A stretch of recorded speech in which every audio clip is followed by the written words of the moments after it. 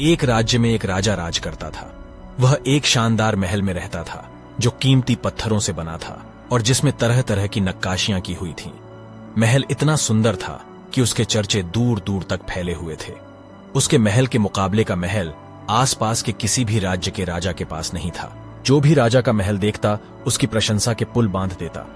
अपने महल की प्रशंसा सुनकर राजा फूला नहीं समाता। धीरे धीरे उसमें घमंड घर कर गया। जो भी उसके महल में आता वह अपेक्षा करता कि उसके महल की प्रशंसा करे।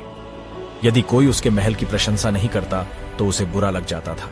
एक बार एक साधु उसके दरबार में आया। साधु से शास्त्र ज्ञान लेने के बाद राजा ने उससे कहा, गुरुवर, आज की रात आप यहीं ठहरे, मैं आपके रुकने की व्यवस्था करवाता हूं। साधु ने स्वीकृति देते हुए उत्तर दिया, राजन, इस सराय में मैं अवश्य ठहरूंगा। अपने महल को सराय कहे जाने पर राजा के अहंकार को चोट लगी। वह आगबूला होकर बोला, गुरुवर, आप इस महल को सराय कहे इसका अपमान कर रहे हैं। ऐसा महल दूर दूर तक ढूंढने पर भी आपको नहीं मिलेगा। यहां ठहरना आपका सौभाग्य होगा, अन्यथा दर दर भटकने वाले साधु के भाग्य में तो एक टूटी फूटी कुटिया भी नहीं होती।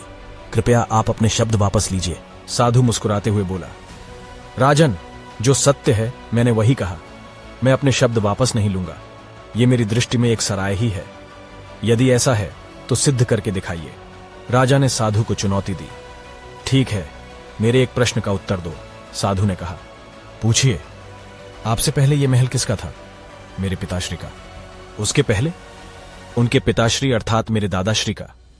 उसके पहले? उनके पिताश्री। इस महल का इतिहास बहुत पुराना है, राजा ने बताया। साधु ने कहा, आपकी बात ही सिद्ध करती है राजन कि यह महल एक सराय है जिसमें आपकी पीढ़ियां रहती आ रही हैं। आपके दादाश्री भी रहे, उसके बाद आपके पिताश्री, फिर उन्हें इसे छोड़कर जाना पड़ा। ठीक वैसे ही जैसे सराय में कुछ दिन रहने के बाद उसे छोड़कर जाना पड़ता है। आप भी एक दिन इस सराय को छोड़कर चले जाएंगे, तो फिर इसका इतना घमंड क्यों? साधु की बात सुनकर राजा बहुत प्रभावित हुआ। उसकी आंखों पर पड़ा घमंड का पर्दा उठ गया। वह हाथ जोड़कर साधु से बोला, गुरुवर, आपने आज सत्य से मेरा सामना करवाया। अब तब मैं अपने अहम में डूबा हुआ था, मुझे क्षमा कर दें। साधु ने राजा की क्षमा किया और उस रात महल में रुककर अगले दिन वहां से प्रस्थान कर लिया।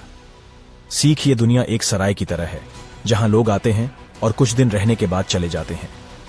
यहां से आप कुछ भी लेकर नहीं जाएंगे, लेकिन यदि आप कुछ देकर गए तो सदा इस दुनिया में आपका नाम अमर रहेगा। इसलिए अच्छे कर्म कीजिए, लोगों की सेवा कीजिए और इस दुनिया को बेहतर बनाने में अपना योगदान दीजिए। आशा है आपको घमंडी राजा की कहानी पसंद आई होगी। ऐसी ही हिंदी मॉरल स्टोरीज के लिए हमें सब्सक्राइब अवश्य करें। धन्यवाद।